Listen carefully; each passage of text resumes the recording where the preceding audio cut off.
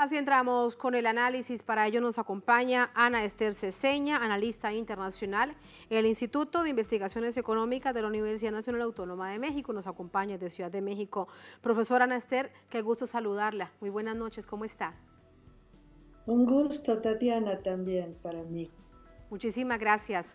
¿Cuál es la realidad, cuál es la verdad, cuál es el interés que tiene Alemania?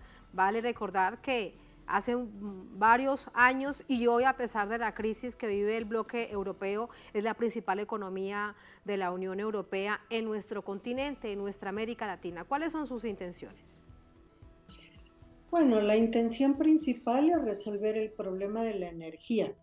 Por un lado, porque está buscando modos de hacer frente a, bueno, estas decisiones que ha estado tomando Alemania siguiendo a Estados Unidos de cortar el suministro, digamos, de romper relaciones energéticas con Rusia. Y entonces, bueno, se encuentra en una situación muy complicada, pero por otro lado, es que Alemania tiene una industria automotriz y de otros tipos que es bastante fuerte y que requiere de esas nuevas fuentes de energía como el litio, como el hidrógeno verde que le llaman. Es decir, está buscando la manera de entrar a contrarrestar, por un lado, las inversiones chinas en América del Sur y a ocupar sus propios espacios ahí. Yo pienso que por un lado, bueno, esto le permite también tener una situación menos dependiente de Estados Unidos, buscando sus propias relaciones y sus propias fuentes de abastecimiento, pero por otro lado hace también el juego de Estados Unidos al tratar de desplazar a China ofreciendo supuestamente un tipo de inversiones en el procesamiento del litio, por ejemplo, que son inversiones supuestamente más limpias. Entonces, intentando con el argumento de el cambio climático, desplazar un poco los convenios que se han hecho con China, las inversiones conjuntas que se tienen con China. Yo creo que eso por un lado. Por otro lado, bueno, Alemania tiene que reconstruir su posición dentro de la Unión Europea que está muy golpeada últimamente, que este problema de las sanciones contra Rusia la han dejado realmente frágil y en una vulnerabilidad muy alta y muy dependientes de Estados Unidos y de las fuerzas que, digamos, les están imponiendo otros orígenes energéticos que han elevado los precios de manera impresionante, ¿no? En términos del consumo de energía y que entonces les han creado una situación muy complicada sobre la cual, pues bueno, una manera de defenderse es expandir sus inversiones hacia otros destinos, como puede ser el de América del Sur. Sí, profesora Ana Esther, si hablamos de litio, deberíamos pensar con respecto a nuestra geografía latinoamericana, que debió haber visitado, por ejemplo, Bolivia, que es un gran productor de litio. Y si hablamos de petróleo y otros minerales, y como llama además el gobierno de Estados Unidos minerales raros, debería haber venido a Venezuela. Pero se cuidó, pareciese que en extremo de no generar la furia de Estados Unidos, o cómo lo interpreta uno, ¿por qué haber escogido solo a Argentina, Chile y Brasil? Sí, por supuesto. O sea, realmente Alemania se ha puesto la soga al cuello.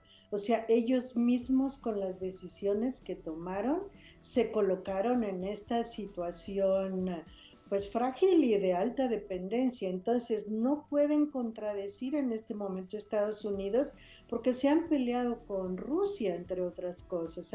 Han dicho que están en guerra con Rusia y entonces cortaron la posibilidad del suministro energético ahí y lo que les queda es estar pues en buenos términos con Estados Unidos porque si no quedan completamente asfixiados.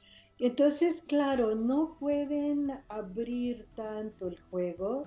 Tampoco es que Alemania, digamos, el gobierno alemán es un gobierno progresista que podría abrir el juego hacia otros territorios. Y por un lado, el caso de Bolivia es que Bolivia ya tiene inversiones pactadas con China que pues les están resultando muy interesantes y que de repente también hacen difícil que Alemania se meta ahí en esto que ya está construido.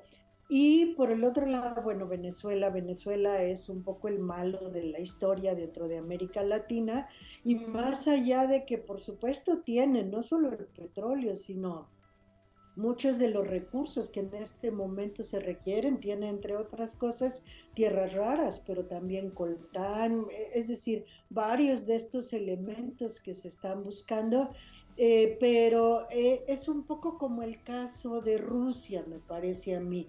No se atreven, al principio lo hicieron, ¿no? De mantener las relaciones con Rusia, de defenderse de la presión de Estados Unidos para cortar y para sumarse a las sanciones. Y lo mismo está pasando, me parece a mí, con Venezuela. Vienen tímidos los alemanes, tímidos, pero sí llegaron al lugarcito donde pues ¿qué será? El 40% del litio, porque quitamos a Bolivia, pero entre el 30 y el 40% del litio que existe en el mundo, pues está ahí. Entonces, no llegaron a una fuente importante sin arriesgar demasiado sus relaciones con Estados Unidos, entre otras cosas. Por último, escuchándola atentamente, profesora, doctora Ana Esther, uno se lo pregunta y realmente se lo sigue preguntando. Hay divergencias sin duda dentro de los países de la Unión Europea con respecto a este manejo de la crisis Estados Unidos, Rusia, OTAN y Ucrania como un escenario del conflicto. Pero Alemania no lo necesitaba. Alemania tenía una de las economías más fuertes, más prósperas, con una población que le gustaba cómo avanzaba el modelo y todo eso se ha quebrado. Uno dice, ¿qué es lo que realmente pasó para haberse permitido tal quiebre?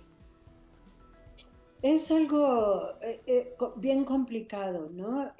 Sí hubo una presión comercial sobre Alemania, es decir, se le cierran mercados y Alemania tiene muchos productos de exportación que son justo los que sostienen su economía, entre otros las automotrices, ¿no? Entre otras, pero maquinaria, una serie de productos manufacturados que tendrían problemas para mantener sus mercados.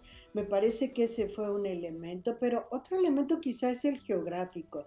Quizá el hecho de tener a Alemania un poco rodeada de países que estaban aceptando las políticas de Estados Unidos, que le amenazaban con ser el único caso que mantuviera las relaciones con Rusia en términos del suministro energético y que, bueno, en esa medida pudieran empezar a bloquearle también algunas o aplicarle sanciones también a Alemania. Es curioso porque todo esto ocurre también en el momento en que hay cambio, ¿no? Sale Merkel, que Merkel había sido muy defensora de la soberanía alemana, se había defendido mucho de las Y presiones de mucho más Estados Unidos, pragmática, mucho más mucho más. pragmática.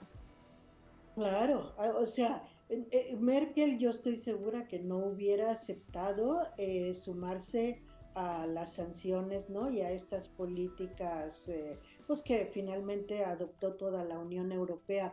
Y bueno, ese cambio político también, y ahora el papel vergonzoso que está haciendo Scholz, pidiendo él mismo, pidiéndoles a los países que manden armas o municiones a Ucrania, realmente es, pues sí, sorprendente. Yo misma no tengo todas las claves de la respuesta porque habría que hurgar muy profundo, digamos, en cuáles son las condiciones en las que se encuentra la economía alemana en términos de su competencia con el resto, porque también ahí está la relación que tienen con China.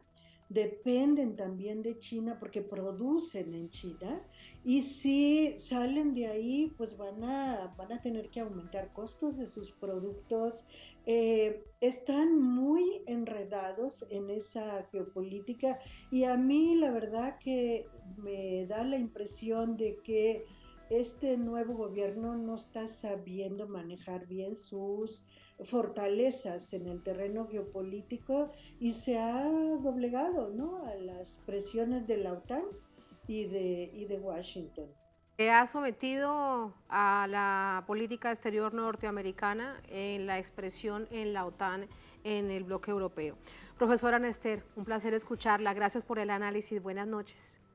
Un abrazo, Tatiana. Un abrazo, muchas gracias.